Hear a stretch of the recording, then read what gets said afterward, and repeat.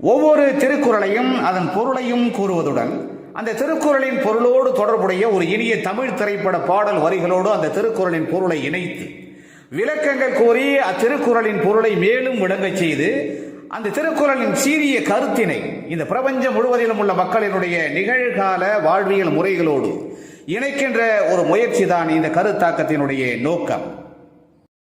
அந்த முயற்சியிலே இன்று நாம் எடுத்துக்கொள்ளும் திருக்குறள் எண் 449. பொருட்பாலிலே அரசியலிலே பெரியாரை துணைக்கோடல் என்கின்ற அதிகாரத்திலே அமைய பெற்றுள்ள அந்த திருக்குறள், முதலிலார் கூதியம் இல்லை, மதலையாம் சார்பிலார் கில்லை நிலை. முதலிலார் கூதியம் இல்லை, மதலையான் சார்பிலார் கில்லை நிலை. அதாவது முதல் போட்டு வாணிபம் செய்யாதவர்களுக்கு ஊதியம் என்கின்ற லாபம் இல்லை. அதுபோல தம்மை தாங்கி நிற்கக்கூடியவரை சார்ந்து இருக்காதவருக்கு இந்த வாழ்விலே நிலைப்பு தன்மை இருக்காது என்பது இந்த திருக்குறளின் அற்புதமான கருத்தாகும். பெரியாரை துறைக்கோடல் சம்பந்தமான இந்த திருக்குறளின் அற்புதமான கருத்தோடு தொடர்புடைய இனியதொரு தமிழ் திரைப்பட பாடல் வரிகளை நாம் தேடுகின்ற பொழுது கவிஞர் கண்ணதாசன் இயற்றியிருக்கிற ஒரு புகழ்மிக்க பாடல் வரிகள் நம் நினைவுக்கு வருகிறது. தனது தாய் தந்தையரை தான் குழந்தையாக இருக்கும்போதே இழந்துவிட்ட தன்னை தனக்கு துணையாக தானே தாயும் தந்தையுமாகி இந்த வாழ்விலே நிலைத்திருக்க செய்த தனது அண்ணனை ஒரு அன்பு தங்கை தெய்வத்திற்கு இணையாக வைத்து போற்றி பாடுவதாக அமைக்கப்பட்ட அந்த பாடல் வரிகளிலே அந்த பாசம் மிகுந்த தங்கை கூறுவார், என்னை தொட்டிலிட்டு தாளாட்ட வேண்டிய தாயும் இல்லை, தோலிலிட்டு பாராட்ட வேண்டிய தந்தையும் இல்லை.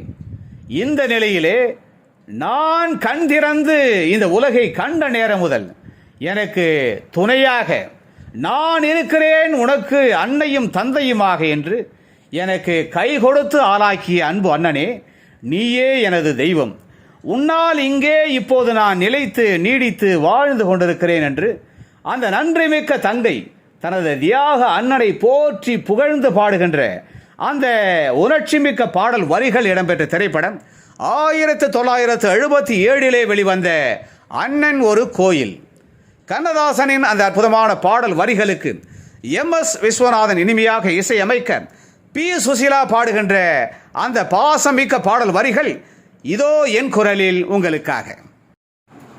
தொட்டிலிட்ட தாயும் இல்லை, தோலிலிட்ட தந்தை இல்லை, தொட்டிலிட்ட தாயும் இல்லை, தோலிலிட்ட தந்தை இல்லை, கண் திறந்த நேரம் முதல் கை கொடுத்த தெய்வம் அன்று, கண் திறந்த நேரம் முதல் கை கொடுத்த தெய்வம் அன்று, தொட்டிலிட்ட தாயும் இல்லை, தோலிலிட்ட தந்தை இல்லை, தொட்டிலிட்ட தாயும் இல்லை, தோலிலிட்ட தந்தை இல்லை, கண் திறந்த நேரம் முதல் கை கொடுத்த தெய்வம் அன்று, கண் திறந்த நேரம் முதல் கை கொடுத்த தெய்வம் அன்று.